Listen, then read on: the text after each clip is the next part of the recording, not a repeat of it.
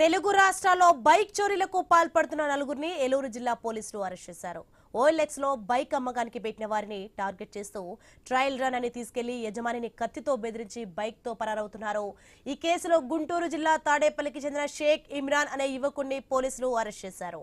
కలిదిండిలో తలారి Kiran OLX లో పెట్టిన bullet bike ను దొంగిలించారని ఫిర్యాదుతో ఇమ్రాన్ ను అదుపులోకి తీసుకుని అతని నుంచి మరో 6 బైక్లు స్వాధీనం చేసుకున్నట్లు జిల్లా ఎస్పీ కొమ్మి కిషోర్ వెల్లడించారు. అలాగే తెలుగు రాష్ట్రాల్లో పార్క్ చేసి ఉన్న బైక్లు చోరీ చేసిన మరో ముగ్గురిని కూడా అరెస్ట్ చేశారు. మొత్తం 18 బైక్లు స్వాధీనం చేసుకున్నట్లు జిల్లా ఎస్పీ వెల్లడించారు.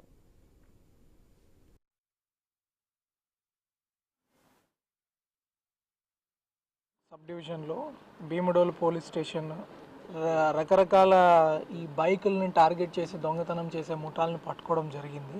ఈ పలు కేసుల్లో కలిపి ఒక 18 మోటార్ సైకిల్ని ఈ అక్యూజ్ నుంచి ఈరోజు స్వాధీనం చేసుకున్నారు.